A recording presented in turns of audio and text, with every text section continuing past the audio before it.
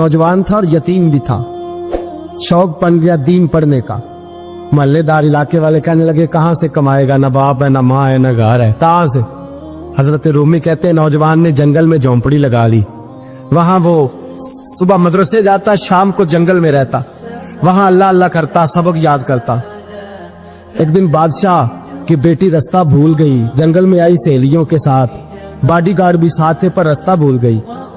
खोती खोती शाम हो गई, ऐसी खोई कि जब रात गहरी हो गई तो आके उस नौजवान के पास रुकी और चिल्लाने लगी। शेर के दहाड़ने की आवाज आती है, भेड़िए के बोलने की आवाज आती है। नौजवान अकेला, सहेलियां बिछड़ गई, गार्ड बिछड़ गए। कहने लगी मैं परेशान हूँ, मुझे जगह मिल जाएगी। नौजवान कहता मैंने शहजादी देखी और मुझे भी पता था कि घर एक ही है और आग को अंदर से दरवाजा भी बंद करना पड़ता है, जंगल जानवर भी आ जाते हैं। कहते मेरी छोटी सी कुटिया में, झोंपड़ी में वो आई, रो के कहने लगी सहारा कोई नहीं, अगर मैं पीछे निकलूंगी तो भेड़िए खा जाएगा। कहते मैंने उसे जगह दे दी। अकेली औरत, चिराग जल रहा है, सबक याद कर रहा हूँ। मेरे नबी पाक ने फरमाया जहां मर्द औरत अकेले हो तीसरा शैतान होता है। और शहजादी, वो बच्चा कहता है सबक याद करता रहा सारी रात। वो बच्ची को कहा सो जा, पर वो कहती है नींद मुझे भी कहाँ आई। ऐसे मौकों पर नींद, सारी रात सबक याद करता। थोड़ी थोड़ी देर के बाद चिराग जलता तो उस पे उंगली रखता, हाथ जलता तो पीछे खींचने, फिर दूसरी उंगली रखता। थोड़ी देर के बाद जलता तो खींचने, हाथ सारा जल गया। सुबह किरणें चमकी तो कहने लगा चल निकल जा, दौड़ जा, बस बड़ा सब्र का इम्तिहान हो गया, चली जा। शहजादी बाहर निकली, सिपाही ढूंढ रहे थे। बादशाह खुद जंगल में निकला हुआ था, मेरी बेटी मिल गई। बादशाह तन्हाई में जाके कहने लगा बेटा मैं दुनिया को बताऊंगा कि मेरी बेटी खोई नहीं थी, सिपाही साथ ही थे। ये बड़ा मुश्किल होता है, बेटी तो भूल के भी रात कहीं रह पड़े तो लोग जीने नहीं देते, तो बेटा मुश्किल हो जाएगा मेरे लिए। कहाँ थी? उसने कहा नेक नौजवान के पास। उसने कहा बेटा मैं तो तेरी बात मानूंगा पर दुनिया नहीं मानेगी। अगर उस नौजवान ने किसी को बता दिया कि तू उसके पास थी तो फिर लोग मेरा जीना मुहाल कर देंगे। बेटा मैं मर जाऊंगा, मेरी मजबूरी ये है कि वो कहीं राज ना उगल दे वो नौजवान, उसे कत्ल करना पड़ेगा। औरत ने मिन्नतें की, उस बेटी ने कहा मेरे मौसम को मारोगे, रोई। और वो कहने लगा मैं बादशाह हूँ, मेरा अपना वकार है, मैं उसको छोड़ नहीं सकता। गिरफ्तार कर लाए सिपाही। वक्त तय हो गया सजा का। अकेले कोठरी में रखा गया, जो उसके खास एतबार वाले थे उनकी ड्यूटी लगाई।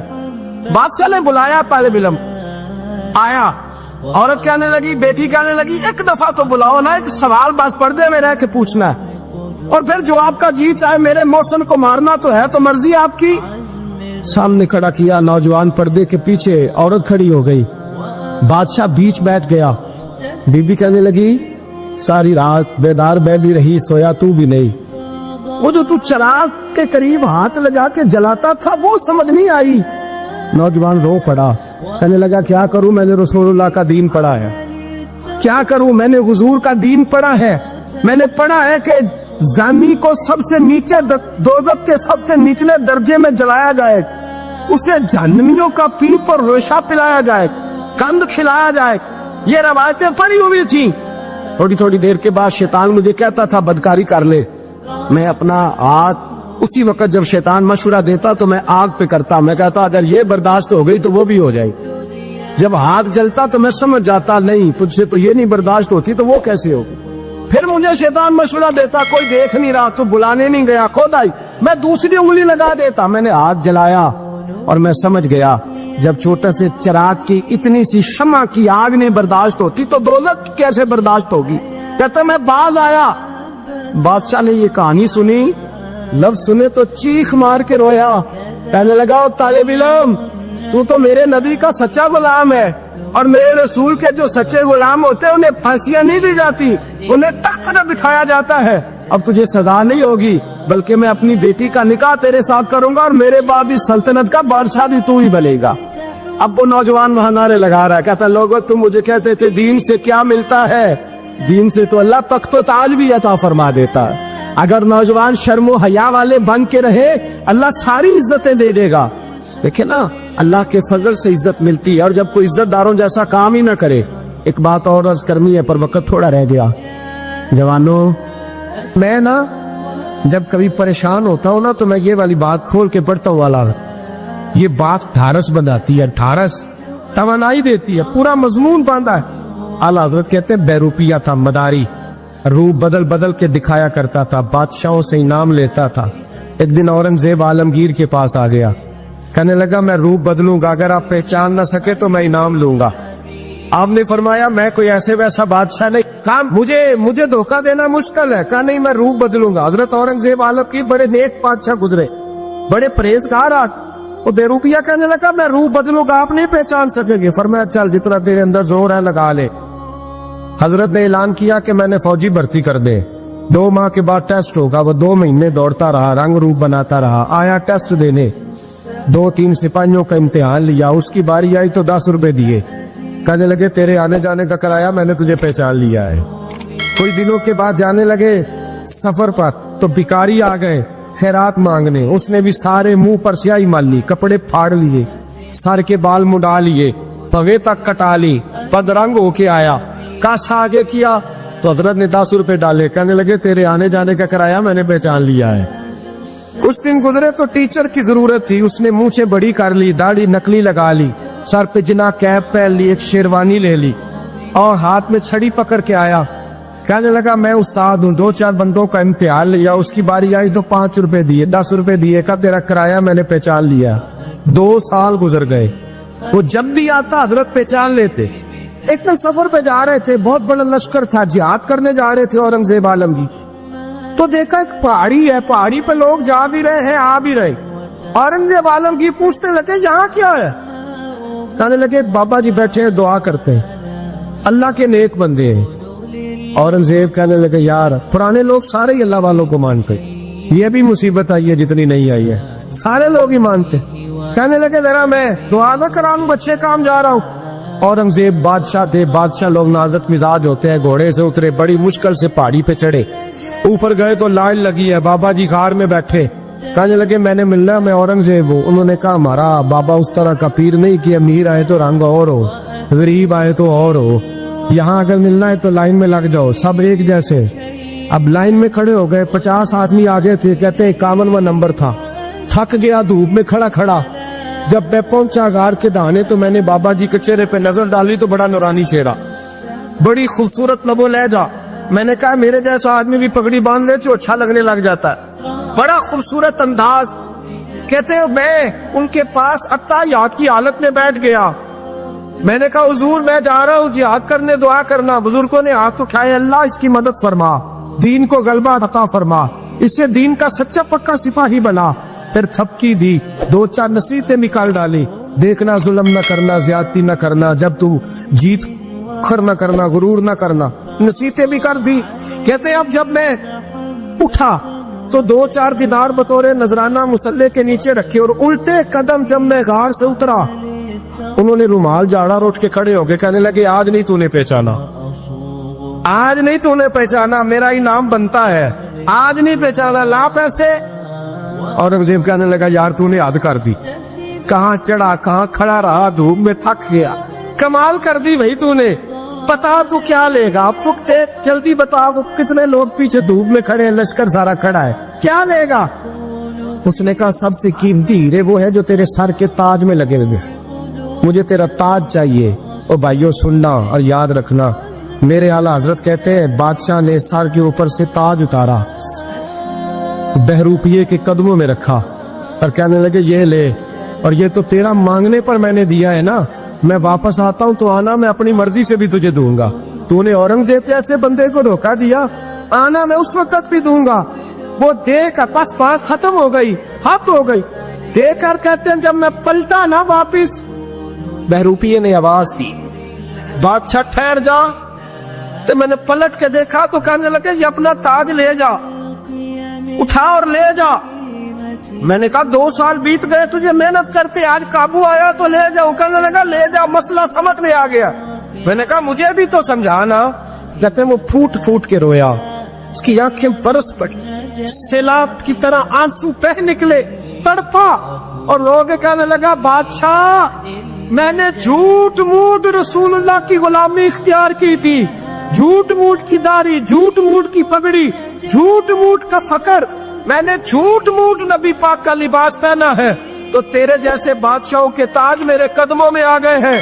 अगर मैं सचमुच रसूलुल्लाह का गुलाम बनूंगा तो अल्लाह क्या कुछ अता फरमाए, अल्लाह कितनी नेमतों से नवाजे। मेरे आला क्या फरमाते हैं, आला हज़रत फरमाते हैं फरिश्ते भी करते हैं ताजीम मेरी। कौन जी? अल्लाह। ऐसा अकीदा भी कम मिलेगा जो बरेली के इमाम का अकीदा है, ऐसा भी कम। कहते हैं फरिश्ते भी करते हैं ताजीम मेरी। क्यों? फरमाने लगे फिदा होके उन पर ये इज्जत मिली। बगदाद के एक दरवेश आलिम थे, तो वो जब भी नमाज पढ़ाते ना तो किसी ताजर की 2 बीवियों के बारे में दुआ मांगते। तो जो है मेरी बात पर, नमाज पढ़ाते तो कहते अल्लाह उस ताजर की 2 बीवियों को अपनी खास रहमतें अता फरमा। एक दिन लोग उनके गिर्द इकट्ठे हो गए, कहने लगे बाबा जी बताएं तो सही वो बीवियां कौन थी जिनके लिए आप दुआ मांगते। तो फरमाने लगे मेरे शहर का एक ताजर था, बहुत बड़ा ताजर था, मालदार था पर बे औलाद था। उसे बगदाद से मुल्क शाम जाना पड़ता था तिजारत करने, और कई कई महीने उसे शाम के मुल्क में रहना पड़ता था। उसने इस तरह किया कि वहां भी एक शादी कर ली। तो जो है ना मेरी बात पर, क्या कर लिया उसने? दूसरी शादी करना मर्द के लिए जायज है, तीसरी करना भी, चौथी करना भी भैया के वक्त, मगर अगर इंसाफ कर सके तो। अगर चारों में हम ना आधा मसला सुनते हैं और आधा ही बयान करते हैं, अगर इंसाफ ना कर सके फिर उसके लिए 4 जायज, फिर वो एक ही रखेगा। तो अजीज दोस्त, दूसरा निकाह कर लिया, शादी हो गई। अब वो वहां कुछ ज्यादा वक्त गुजारने लगा, मालदार आदमी था, बीवी को मकान भी लेके दे दिया। अब वो देर से आता वापिस, और जब आता भी तो उसके वो वाले अंदाज ना होते जो पहले हुआ करते थे। अब बीवी से बड़ा जासूस भी कोई नहीं होता, उसको तो पहले पता चल जाता है कि माजरा क्या है, उसे बड़ी खबर होती है। तो उसने महसूस कर लिया कि बदले बदले से मेरी सरकार नजर आते। वो कहने लगी अब के जब आता जाता है तो इसके हालात कुछ बदले बदले से हैं, माहौल कुछ और है। उसने एक बूढ़ा आदमी जो उसका अजीज भी था और समझदार भी था, उसको तैयार किया। कहने लगी अब के जब मुल्क के शाम जाए ना तो इसका पीछा करना और खबर करना कि कहाँ रहता है, कहाँ जाता है, क्या करता है। वो बूढ़े बुजुर्ग जो थे वो खातून के कहने पर कुछ उसने किराया भी दिया। वो उस ताजर के पीछे गए और वापस आके खबर दी। कहने लगे कि ये तो 2-3 साल बीत गए, इसने वहां भी शादी की हुई है, तुझे बताया ही नहीं। बीवी बड़ी समझदार थी, हौसला मंद, जीरत, उसने शोर नहीं मचाया। उसने कहा कि मैं ना अब जब आएगा ना तो तरीके से बात करूंगी और पूछूंगी कि ऐसा क्यों किया। और ये भी उसने आके बताया कि अगर तेरे साथ निकाह के बाद उसे औलाद नहीं मिली तो औलाद वहां भी कोई नहीं, कि मुकम्मल तफसीलात। अब जब इस दफा खामंद आया तो आते ही वो बीमार हो गया, कमजोर होने लगा। अब खातून ने मुनासिब नहीं समझा कि आते ही धड़ाम से मैं उसके सर पर ये ठोड़ दूं कि तूने निकाह किया हुआ है और मुझे बताया नहीं। वो जरा तसल्ली में रही, कुछ वो बीमार था, हौसला रखा, खिदमत करती रही। कुछ दिन गुजरे तो वो ताजर इंतकाल कर गया, फौत हो गया। अब राज खोल न सका, इद्दत गुजारी, और जब सारा माल जमा किया ना तो अशरफियों की बोरियां भर गई। सारा माल उस बीबी का, 4 बोरियों में अशरफियां, 4। यहां तो पेट का दोज़ख है, माज़ अल्लाह भरता ही नहीं। हाल में मजीद, हाल में मजीद। वो जो कहते थे ना कि बस बाहर चला जाऊं और बाहर मैं कुछ थोड़े से पैसे कमा के 2-3 साल में लौट आऊंगा, फिर यहाँ आके कोई कारोबार करूंगा, वो गए हैं तो वापिस नहीं आए। वो जो कहते थे ना बस मैंने इतना सा कारोबार करना है कि मकान बन जाए, उन्होंने 4 मकान भी बना लिए हैं, लेकिन ब्रेक हल में मजीद की दौड़ है। अब 4 बोरियां उस औरत ने छुपाए रखी। कोई बंदा नहीं जानता बगदाद में कि मुल्क के शाम में ताजर की दूसरी बीवी भी है। जब वो फारिग हुई तो उसने उस बूढ़े जासूस को फिर बुलाया और 2 बोरियां ऊंट पे रखी, खुद भी साथ बैठी और मुल्क के शाम गई। अल्लाह अकबर। वो बुजुर्ग कहते हैं मैं ऐसे नहीं दुआ करता। उसको जाके कहने लगी मैं अकेली वारिस नहीं हूं, आधे की वारिस तू भी है। मैं अकेली वारिस नहीं, ये तक़सीम विरासत है, आधी की वारिस तू भी है। तो रख अपने पैसे, मुझे पता है उसने निकाह किया था पर मुझे बताया नहीं था, तो रख अपने पैसे, मैं तुझे दे रही हूं, आधे तेरे हैं आधे मेरे हैं। उसने नजर उठाई तो रो पड़ी, कहने लगी नहीं अब ये सारे तेरे ही हैं, اگر تو اللہ سے ڈرتی ہے تو میں بھی رب سے ڈرتی ہوں، اگر تو مصطفیٰ کریم کا کلمہ پڑھتی ہے تو میں بھی اسی نبی کی ماننے والی ہوں۔ کہا بات کیا ہے، میرا کیوں ہے سارا؟ تو وہ خاتون کہنے لگی وہ 2 سال 3 سال سے میرے ساتھ نکاح تھا اور اس نے بتایا تھا مجھے کہ میری بیوی بھی ہے، اور میں غریب تھی تو میرے والدین کو بھی بتایا تھا کہ میری دوسری شادی ہے، یہ مکان اس نے مجھے لے کے دیا تھا، میرے تمام اخراجات وہ پورے کرتا تھا، نان و نفقہ کا خیال رکھتا تھا، لیکن اب کہ جب وہ آیا تو وہ بیمار تھا۔ اس نے مجھے بتایا کہ مجھے طبیب نے بتایا ہے کہ میں شدید بیمار ہوں، شاید بچ نہ سکوں۔ تو کہنے لگی وہ مجھے کئی لاکھ روپے بھی دے گیا اور جاتے دفعہ مجھے طلاق بھی دے گیا، فارغ کر گیا۔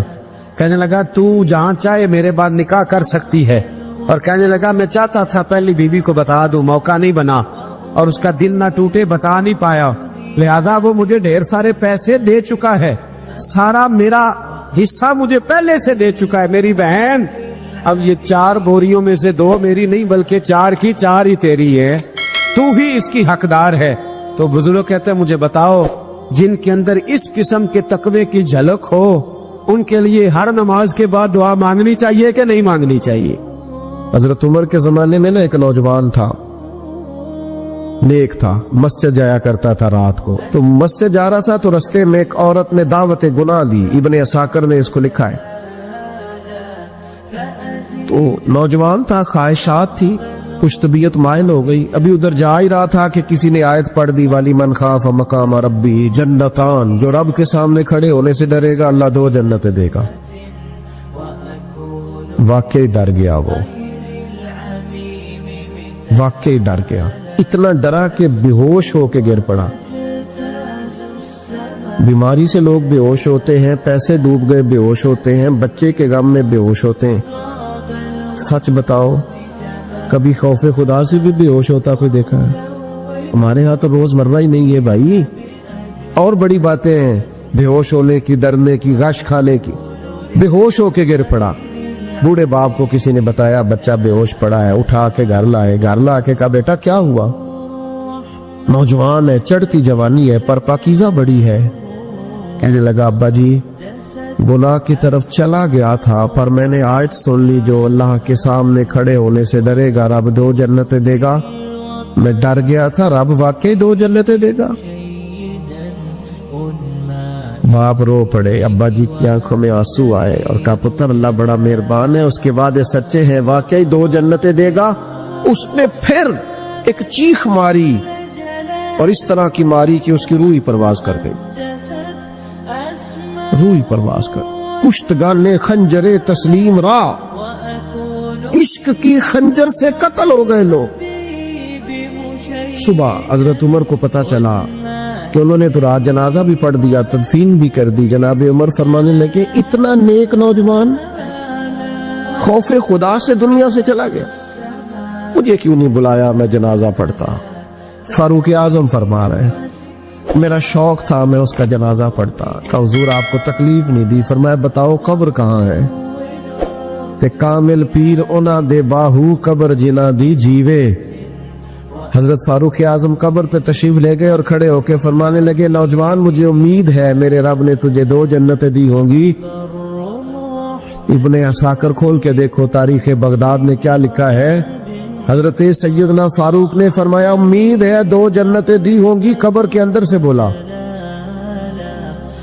کامل پیرو نہ دے باہو قبر جنا دی جیوے، قبر کے اندر سے بولا۔ کہنے لگا حضور امید والی بات نہیں، رب کے وعدے سچے ہیں، اس نے واقعی مجھے 2 جنتیں عطا فرمائی، 2 جنتیں دی ہیں، میں نے اپنے مالک کو راضی پایا۔ ہمارے صوفیاء تصوف میں ایک جملہ بولتے ہیں کہ تیرا تو فقر فقر بوزر ہے، یعنی جن کو صحیح درویش کہتے ہیں، صحیح درویش۔ مولا علی شیر خدا رضی اللہ تعالیٰ عنہ فرمایا کرتے 2 ہی تو بندے جو رب کے رستے میں کسی شے کی پرواہ نہیں کرتے۔ حضور کون سے؟ فرمایا ابو ذر غفاری ہے اور دوسرے علی المرتضیٰ ہے۔ مولا علی فرمایا کرتے یہ نا مسلمانوں میں سے 4 یا 5ویں مسلمان ہیں، شروع سے ایک سلیم الطبع آدمی، کچھ لوگ طبع بڑے نفیس ہوتے ہیں، طبع نہیں، اللہ کی طرف سے شروع سے ان کا جو قبیلہ تھا بنو غفار وہ راہزنی کرتا تھا، لوگوں کو لوٹ لیتا تھا. شروع میں یہ کام کیا لیکن جب کچھ لوگوں کی چیخیں کانوں میں گئیں تو چھوڑ دیا، فرمایا نہیں یار طبیعت نہیں مانتی. اور نبی پاک کا کلمہ پڑھنے سے پہلے ہی بتوں کی پوجا چھوڑ کے رب کی عبادت شروع کر دی. لوگ پوچھا کرتے تھے آپ عبادت تو کرتے تھے پر منہ کدھر کرتے تھے؟ فرماتے تھے جدھر وہ کرا لیتا تھا کر لیتے تھے. کسی نے انہیں بتایا کہ مکے میں ایک شخص ہیں جنہوں نے اعلان نبوت کیا ہے، آپ کی طرح کی باتیں کرتے ہیں. انہوں نے اپنے بھائی کو بھیجا، ان کا نام انیس تھا، پتہ کر کے واپس آئے. بھائی کہنے لگے ابو ذر، ان کا نام جندب ہے، اصل میں ذر ان کے بیٹے کا نام ہے اور کنیت سے زیادہ معروف ہیں، ابو ذر غفاری کہلاتے ہیں. فرماتے ہیں کہ بھائی نے آ کے بتایا کہ وہ نیکی کا حکم دیتے ہیں، برے کاموں سے منع کرتے ہیں، صلہ رحمی کا پیغام دیتے ہیں، لیکن لوگ سارے مخالف ہیں. یہ چیز بھی بڑی کاؤنٹ ہوتی ہے، اسے نہ کاؤنٹ کیا کریں. لوگوں کی ترجیحات بدلتی ہیں، صبح کچھ دوپہر کچھ شام کچھ، اسے نہ کاؤنٹ کریں. انہوں نے اس بات کو کاؤنٹ کر کے بتایا کہ لوگ ان کے جو ہے نا وہ مخالف ہیں سارے. تو حضرت ابو ذر غفاری کہنے لگے مجھے تسلی نہیں ہوئی، میں خود جا کے پتہ کروں گا. کہتے ہیں مکہ شریف آیا تو کسی ایسے آدمی سے پوچھ بیٹھا، میں تو کچھ اور سمجھا تھا وہ کچھ اور نکلا. مکے والوں نے بڑا مارا. مکے پہنچ کے پہلی جو چیز ملی وہ مار کھانے کی تھی. اب میں ڈرتے کسی سے پوچھتا ہی نہ، بھوک بھی بڑی تھی، رہنے کو جگہ نہیں تھی، حرم شریف میں لیٹا رہتا تھا. میرے نصیب دیکھو مجھے ایک شخص نے نہ آ کے ہلایا، کہنے لگے اگر مناسب سمجھے تو میں آپ کو دیکھ رہا ہوں کافی دیر سے، آپ کوئی پردیسی ہیں، آپ کا اپنا مہمان نہ بنا لوں. تو میں نے کہا آپ کا کیا نام ہے؟ کہنے لگے میرا نام ہے علی ابن ابی طالب.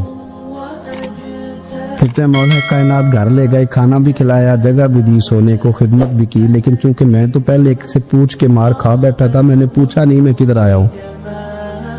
رات رہے، اگلی رات بھی رہے، لیکن میں نے بتایا نہیں میں کس کام آیا ہوں. حضرت ابو ذر غفاری رضی اللہ تعالیٰ عنہ کہتے ہیں خود ہی مولا علی نے پوچھا بتا سکتے ہو کیسے آئے ہو؟ میں نے کہا راز رکھ لو گے. فرمایا بڑا کشادہ سینہ دیا رب نے مجھے. تو بات تو کہنے لگے یار میں تو محمد مصطفیٰ کی زیارت کرنے آئے صلی اللہ تعالی علیہ وسلم. یہ بے نیاز لوگوں میں سے ہیں حضرت سیدنا ابو ذر غفاری. میں حضور کی زیارت کے لیے ہوں. حضرت علی کہنے لگے سویرے لے چلوں گا. انسان بزدل نہیں ہوتا، ہر انسان بزدل نہیں ہوتا، اور بلا وجہ ٹکراؤ کی پالیسی بنا لینا یہ بھی سیانے لوگوں کا کام نہیں. حکمت کے تقاضوں کے مطابق چلنا یہ بھی دلیر لوگوں کا کام ہوتا ہے. حضرت مولا علی کہنے لگے صبح لے کے چلوں گا پر حالات ٹھیک نہیں. شرارتی لوگ ہر جگہ ہوتے ہیں، اگر کوئی شرارتیوں کا ٹولہ ملا نا جو کھڑا ہوگا جاسوسی کرنے کے لیے کہ حضور کی طرف کون کون جا رہا ہے، تو میں نیچے جھکوں گا جوتے کا تسمہ ٹھیک کرنے کے لیے. لیکن آپ نے نہیں کھڑے ہونا، آپ نے چلتے رہنا ہے تاکہ کسی کو شک نہ ہو. کہتے اس ترتیب سے حضرت علی مجھے لے کے گئے. میں حضور کی بارگاہ میں پہنچا. مولا علی کہتے ہیں بڑے بڑے لوگ سوال کرتے تھے پر یہ شروع سے سلیم الطبع تھے، مجھے کہہ لینے دینا. انہوں نے ماننا ہوتا ہے، وہ لمبے سوال کرتے ہی نہیں. مان جو لیا تو لمبے سوالوں کی ضرورت ہی کوئی نہیں. کہتے ہیں لوگ بڑے بڑے سوال کرتے تھے پر ابو ذر نے 2-3 باتیں پوچھی اور آگے جا کے کہنے لگے حضور ہاتھ بڑھائیں مجھے کلمہ پڑھائیں. نبی پاک صلی اللہ علیہ وسلم نے کلمہ پڑھایا. فرمایا باہر جا کے نا ابھی ذکر کرنا کہ تم مسلمان ہو گیا، یہ ماریں گے. عرض کی حضور انہیں مارنے دے، میں آیا بھی مار کھا نہیں ہے، انہیں مارنے دے نا. پڑا فلک کو کبھی دل جلوں سے کام نہیں. دار دہلوی نے کہا تھا پڑا فلک کو کبھی دل جلوں سے کام نہیں، اور جلا کے راکھ نہ کر دوں تو داغ نام نہیں. ماری تو کھانے آئے ہیں، مارنے دے، کرنے دے زور جتنا لگانا ہے لگانے دے. باہر جا کے اعلان کیا، مکے والوں نے مارا، اتنا مارا کہ بے ہوش ہو گئے. پھر کسی نے بتایا کہ تم نے گزرنا بھی ہے ان کے علاقے سے، بنو غفار سے، پھر ان کا پتہ بھی ہے یہ لوگ بڑے سخت ہیں. پھر چھوڑا. تپن بڑے جلالی تھے، زاہد مزاج تھے. فرماتے تھے کہ جو تمہاری ضرورت سے زیادہ ہے وہ سارا صدقہ کرو. کنز کے معاملے میں ان کا رویہ یہ تھا. صرف حضرت صدیق اکبر کو کچھ نہیں کہا انہوں نے، باقی حضرت عمر جیسے آدمی کو بھی کھڑا کر کے کہہ لیتے تھے یہ مال کیوں رکھا ہوا ہے خزانے میں، بانٹتے کیوں نہیں سارا. اور جناب عثمان غنی رضی اللہ تعالیٰ عنہ کے ساتھ تو باقاعدہ کئی دفعہ اس موضوع پر گفتگو کی. وہ کہتے تھے کہ جب اللہ کہتے ہیں قرآن میں کہ مال دولت جمع نہیں کرنی، تو وہ جو لوگ تھے وہ بھی بڑی شانوں والے تھے. وہ کہتے تھے کہ اللہ نے جب زکوٰۃ فرض کی تو مال جمع ہوتا ہے تو زکوٰۃ فرض ہوتی ہے نا. جب فطرانے کا کہا تو مال ہوتا ہے تو فطرانہ آتا ہے نا. تو آپ جو کہہ رہے ہیں وہ ٹھیک ہے، پر آپ اعلیٰ بات کر رہے ہیں تقوی کی، سارا بانٹو. تو حضرت ابو ذر غفاری کہتے تھے چلو ٹھیک ہے تمہاری بھی بات مان لیتا، پر یہ بتاؤ مدینے والے کا اپنا طریقہ کیا ہے؟ کہ بھئی حضور کا طریقہ تو وہی ہے جو آپ بتا رہے ہیں. تو فرمانے لگے پھر اس رستے نہ چلے جو رستہ مدینے والے رسول کا ہے. اور حضور سے، نبی پاک سے عشق کرتے بڑا کھل کے. یہ صحابہ صفہ میں سے تھے. کلمے پڑھنے کے بعد چونکہ طبیعت جلالی تھی تو حضور نے بھیج دیا، فرمایا واپس جاؤ اپنے قبیلے میں تبلیغ کرو. واپس گئے، بھائی کو مسلمان کیا، والدہ کو مسلمان کیا، قبیلہ سارا مسلمان کیا، وہیں رہے. ہجرت مدینہ کے بعد آئے تبوک کے موقع کے قریب، اور حضور نے صحابہ صفہ میں رکھ لیا. نوکری کرتے مدینے والے رسول کی، دلیر آدمی تھے، بڑا قبیلہ تھا، پر ڈیوٹی کرتے، ڈیوٹی خدمت کرتے. ایک بیٹا تھا زار اس کا نام تھا، اس کی ڈیوٹی لگائی تم نے میرے نبی پاک کے اونٹ چرانے. ڈاکو آئے تو صاحبزادہ اونٹوں کی، اونٹنیوں کی حفاظت کرتے شہید ہو گیا. اور یہ انوکھا بندہ ہے جس نے شرط لگائی تھی کہ میں نے کالی سیاہ رنگ کی عورت سے شادی کرنی. انوکھا بندہ ہے. ایک بیٹی تھی، ایک بیٹا، بیٹا شہید ہو گیا. بیوی سے کہا تم نے نبی پاک کے گھر میں خدمت کرنی ہے، حضور کے گھر والوں، اور میں نبی پاک کی نوکری کروں گا. حضور کی خدمت کرتے، ہر وقت خدمت میں رہتے. اور حضور جب آتے نا، صحابہ صفہ میں یہ شامل تھے جو لوگ دین سیکھتے. حضور جب آتے تو سب سے پہلے آ کے حضرت ابو ذر غفاری کا پوچھتے، بلائیں. اور جب بات کرتے حضور تو بار بار ان کو مخاطب کر کے بات کرتے. حضرت ابو ذر غفاری رضی اللہ تعالیٰ عنہ کا نبی پاک سے اتنا پیار کہ ہماری بھی مشکل حل کر دی. ابو داؤد شریف میں موجود ہے. ایک دن کہنے لگا یا رسول اللہ صلی اللہ علیہ وسلم، اگر کوئی بندہ کسی سے پیار بڑا ہی کرے پر اس جیسے عمل نہ کر سکے، کوشش کرے کرنا. لوگ ہمیں کہتے ہیں نا جی پیار بڑا، عمل بھی تو کرو نا. بھی کرنا چاہیے، پر انسان ہے نا، غلطی بھی تو ہو ہی جاتی ہے. اب ہم عمل نہیں کر سکتے تو تم ہمیں پیار بھی نہیں کرنے دو گے؟ مہربانی کرو، پیار تو کرنے دو نا. حضرت ابو ذر غفاری نے کہا، ابو داؤد شریف میں موجود ہے، یا رسول اللہ صلی اللہ تعالی علیہ وآلہ وسلم، حضور پیار بڑا کرے پر ان جیسے عمل نہ کرے تو حکم کیا ہے؟ تو حضور نے فرمایا پیار سچا کرے، اللہ قیامت کے دن جس سے محبت کرے گا نا اس کے ساتھ ہی دونوں کو اکٹھا فرما دے گا. تو حضرت ابو ذر نے فوراً کہا، حضور پھر مجھے آپ سے بھی بڑا پیار ہے، رب سے بھی بڑا پیار ہے. فرمایا فکر نہ کرنا، جنت میں اکٹھے ہی جائیں گے. اتنی محبت رسول پاک کی ذات کے ساتھ. حضور کی نوکری کرنے ایک دن خدمت کرتے کرتے سو گئے. حضور مسجد میں آئے پتہ کرنے کہ ابو ذر آرام کر رہا ہے. یہ بھی مزہ ہوتا ہے. خیال رکھنا اپنے درویشوں کا، کیا کھایا، کیا پیا، کہاں سوئے. حضور رات کو آئے، یہ سوئے ہوئے. فرماتے حضور نے میرا انگوٹھا ہلایا، میں اٹھ کے بیٹھ گیا، حضور بھی میرے پاس بیٹھ گئے. تو میں ابو ذر بڑا پیار کرتے ہو؟ سونے آپ کو پتہ ہی ہے. کہ یار تو بڑی نوکری کرتا ہے، ایک دن وہ بھی آئے گا جس دن تجھے میری مسجد اور میرے شہر سے جانا پڑے گا، پھر کیا کرو گے؟ تو اس کی حضور کسی کی طاقت ہے مجھے آپ کے شہر سے نکالے؟ میں تلوار نکال لوں گا.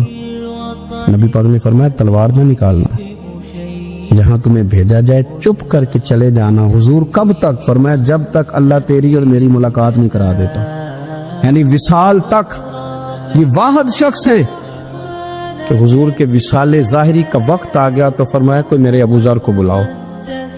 جب یہ آئے تو حضور لیٹے ہوئے تھے، یہ جھکے نبی پاک کی طرف، حضور میں حاضر ہو تو حضور نے پکڑ کے سینے کے ساتھ لگا لی. میرے رسول پاک صلی اللہ علیہ وسلم کی خدمت میں ایک دفعہ عرض کرنے لگے حضور مجھے صوبے کا گورنر بنا دے. تو نبی پاک نے فرمایا ابو ذر میں عہدے پسند نہیں کرتا، تو تمہیں بھی میں کہتا ہوں عہدہ نہ لینا، تمہیں بھی کہتا ہوں عہدہ نہ لینا. فرمایا ابو ذر میں جو چیز اپنے لیے پسند کروں گا تمہیں بھی اسی کا مشورہ دوں گا. تم بندے اچھے ہو پر یہ کام تمہارے بس کا نہیں ہے. بڑے زاہد آدمی میرے رسول کریم صلی اللہ تعالی علیہ وآلہ وسلم ان کے بارے میں فرمایا جس طرح نبیوں میں حضرت عیسیٰ علیہ السلام ہوئے. حضرت عیسیٰ دیکھیں نا، انبیاء میں اللہ تعالیٰ نے ہر قسم کی عظمت نبیوں کو دی. جناب سلیمان علیہ السلام کا تو تخت بھی ہوا میں اڑتا تھا، جن تک تابع دار تھے. اور نبیوں میں حضرت عیسیٰ بھی ہیں جن کے پاس گھر بھی کوئی نہیں، شادی بھی کوئی نہیں کی، اینٹ سرانے رکھ کے تکیہ بناتے. ایک ان کے پاس کنگھی تھی اور ایک پیالہ تھا. دیکھیں جو بندہ نیک ہو نا وہ بھی نیک ہیں, اللہ کے نبی ہیں. آپ اپنا تقوی مسلط نہیں کریں گے, جو وہ کر رہے ہیں وہ بھی مخلص ہو کے کر رہے ہیں. حکومتیں جو چلانی ہیں تو وہ کس نے چلانی ہے؟ اگر نیک بندے نہیں آئیں گے تو غلط لوگ آئیں گے, قوموں پہ ظلم کریں, وہ بھی اپنی جگہ ٹھیک ہے. لیکن یہ جو کر رہے ہیں یہ بات بھی اپنی جگہ بالکل ٹھیک ہے. ہم پتہ کیا کرتے ہیں, ہم چیزوں کو مسلط کرتے ہیں, ایک دوسرے پر مسلط نہیں کریں چیزوں کو. آپ جو کر سکتے ہیں, جو رستہ آپ کو صحیح لگتا ہے اختیار کر لیں. یہی تو ہمارے دین کا حسن ہے کہ سارے رستے واضح کر کے ہمیں دکھاتا ہے. حضرت عیسیٰ علیہ السلام نے ایک دن دیکھا کہ ایک بندہ نا انگلیوں کے ساتھ اپنے بال سیدھے کر رہا ہے, تو آپ نے فرمایا یار کنگھی کے بغیر بھی کام چل سکتا ہے, کنگھی بھی خیرات کر دی. دیکھا ایک بندہ ہاتھ کا تکیہ بنا کے لیٹا ہے, تو فرمایا اینٹ بھی دے دو کسی کے کام آ جائے. ایک دن دیکھا کہ ایک بندہ نا یوں چلو میں پانی پی رہا ہے, فرمایا پیالہ بھی رہنے دو, اس کے بغیر بھی کام چل ہی جاتا ہے. جناب عیسیٰ کا یہ زہد تھا. میرے نبی پاک علیہ السلام نے فرمایا جس نے جناب عیسیٰ کا زہد دیکھنا ہو وہ میرے ابو ذر غفاری کو دیکھے, ان کو دیکھے. یہ دنیا میں جناب عیسیٰ کے زہد کے مطابق چلتے پھرتے ہیں. ساری زندگی دولت کو, مال کو پسند نہیں کیا. جہاں رہتے تھے ایک گورنر صاحب نے 300 دینار تحفے میں بھیجے. تو ایک ہوتا ہے نا بندہ کہتا نہیں نہیں ضرورت نہیں. اور حضور سید عالم صلی اللہ علیہ وسلم نے حضرت عمر سے فرمایا تھا جو خود بخود آ جائے وہ قبول کر لو اللہ کی طرف سے. لیکن ان کا رنگ فقیری والا تھا اور تھوڑا انوکھا تھا.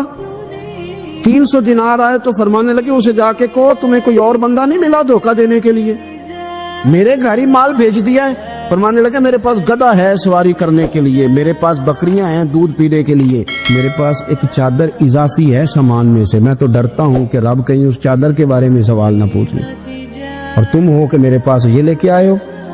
حضرت عثمان غنی کے پاس جا کے کہا کرتے کتنا لوگوں کے پاس پیسہ آ گیا ہے, ہر بندے کے گھر میں مال ہے, یہ کیا ہو رہا ہے, لوگوں سے کہیں خرچ کریں غریبوں پہ. عثمان غنی فرمانے لگے تمہیں تو خوش ہونا چاہیے کہ میرے دور میں لوگ خوشحال ہو گئے. آپ فرمانے لگے نہیں, وہ والا رنگ زیادہ بہتر ہے جو مدینے والے نے اختیار فرمایا, کیونکہ کچا رنگ للاری والا چڑھدا تے لیندا رہندا عشق تیرے دا رنگ محمد, جدوں چڑھ جائے پھر نہیں لیندا. آپ کی طبیعت کے اندر دولت سے بیزاری. حضرت ابو درداء, حضرت ابو موسیٰ اشعری, حضرت ابو ہریرہ رضی اللہ تعالی عنہ, یہ سمجھ لیں ان کے کلاس فیلو تھے, ان کے ساتھ پڑھا تھا انہوں نے. حضرت ابو ذر غفاری ان پر بھی جلال کرتے. آپ یقین کریں کہ طبیعت نا ایسے کیف میں آ گئی ان کو پڑھ کے. ان کو پڑھا جب کچھ دنوں سے تو کچھ انوکھا, یہ انوکھی وجہ ہے, سارے زمانے سے نرالے ہیں. یہ بندے کون سی بستی کے یار اب رہنے والے ہیں, یہ کس طرح کے لوگ ہیں, کیا سوچ ہے. حضرت ابو درداء رضی اللہ تعالیٰ عنہ کے گھر کے قریب سے گزرے تو حضرت ابو درداء مکان بنا رہے تھے. کیا جملہ کہا, تڑپ گئی روح. فرمانے لگے ابو درداء تجھ سے مجھے یہ امید نہیں تھی یار. فرمایا کیا ہوا؟ فرمانے لگے اب تیرا مکان بنانے کے لیے بھی اللہ کے بندوں کی پشتوں پر اینٹیں رکھی جائیں گی. تیرا مکان بنانے کے لیے رب کے بندوں کی پشتوں پر اینٹیں تیرے لیے. حضرت ابو درداء نے گردن جھکا لی. فرمایا یار جہاں تو ہے نا تو بالکل ہی ٹھیک کہتا ہے. کیوں؟ میرے نبی پاک صلی اللہ علیہ وسلم نے فرمایا اس زمین کے اوپر اور آسمان کے نیچے ابو ذر غفاری سے سچا بندہ کوئی نہیں, ان سے زیادہ سچا کوئی نہیں. فرمایا تو ٹھیک کہتا ہے یار, صحیح کہتا ہے. حضرت ابو موسیٰ اشعری رضی اللہ تعالیٰ عنہ کو گورنر بنا دیا گیا عراق کا. اب حضرت ابو موسیٰ اشعری صحابہ میں ایک بڑے جلیل القدر صحابی ہے, اور ان کی عظمتیں, رفعتیں, بلندیاں کیا کہنا, بڑی گہری دوستی تھی. لیکن جب وہ گورنر بن گئے نا تو آپ نے فرمایا بس بھئی اب تو نے عہدہ لے لیا ہے, یہ بندے کو ٹھیک نہیں رہنے دیتی تھی, اب تو عہدے میں چلا گیا. بڑی مدت کے بعد ملاقات ہوئی حضرت ابو موسیٰ اشعری کے ساتھ. وہ دوڑ کے آئے حضرت ابو ذر غفاری کے گلے ملنے, میرا بھائی میرا بھائی. فرمایا پیچھے ہٹ جا, میں نہیں تیرا بھائی, تو گورنر ہے, میں غریب آدمی ہوں, اپنا کام کر. پھر دوڑ کے آئے. فرمایا ابو ذر تو میرا بھائی ہے یار, اکٹھے پڑھتے تھے حضور. فرمایا نہیں جا, تو نہیں میرا بھائی. پھر آئے. جانتے تھے نا یہ سچا بندہ ہے, یہ سچا بندہ ہے, یہ تقریروں والا نہیں, صرف وعظوں والا نہیں, اس کے اندر بھی بڑی سچائی ہے. करीब आए, आके कहा यार तू मेरा भाई है, मेरे सीने लाग। फरमाने लगे तो तीसरी बार आया है, मोमिन है, मैं मुंह नहीं मोड़ सकता, पर पहले मुझे बता गवर्नर बनने के बाद तूने मकान कितने बनाए, बाग कितने लगाए, चक्कियां कितनी लगाई, कितने तूने चीजें बनाई हैं, पहले बता। हज़रत अबू मूसा अशरी ने उनका हाथ पकड़ा, रोने लगे, कहने लगे जिस महबूब से तूने तरबियत ली है मैं भी उन्हीं का नौकर हूं, इन कपड़ों में मैं राग गया था, मेरे हाथ भी वही है यार। क्या बात करता है तू, मेरे वही है। मुझे बता अगर ये ओहदे खिदमत के हम नहीं लेंगे तो फिर क्या जालिमों को देंगे, गैरों को देंगे? ना कर, कुछ नहीं बनाया। हज़रत सैयदना अबू मूसा अशरी रदी अल्लाह ताला अन्हु रोए, और जब कहा ना कोई शय नहीं मेरे पास, तो फरमाया अच्छा चल आजा, फिर सीने लग जा, तू वाकई मेरा भाई है। फिर हजरत अबू ज़र गिफारी ने मोहब्बत फरमाई, वो दरवेशी, वो फकीरी, वो सादगी, वो नौरानियत, वो दिल के साथ अंदर। हमारे तो बहुत सारे लोग हैं जो कहते हो कहाँ ले जाना है माल, क्या जरूरत है माल की, हर वक्त माल की मुखालफत करते, लेकिन दिल उनका कहता है कि आए सही किसी तरीके से, पहुंचे सही। हुजूर ने फरमाया बाज लोगों की जुबानें शहद से ज्यादा मीठी, दिल भेड़िए से ज्यादा खतरनाक। ऊपर से कह कुछ रहे हैं, अंदर हालात कुछ और हैं। अगर आपको ये वीडियो पसंद आए तो हमारे चैनल महफिल जिक्र को लाइक और सब्सक्राइब जरूर करें। शुक्रिया।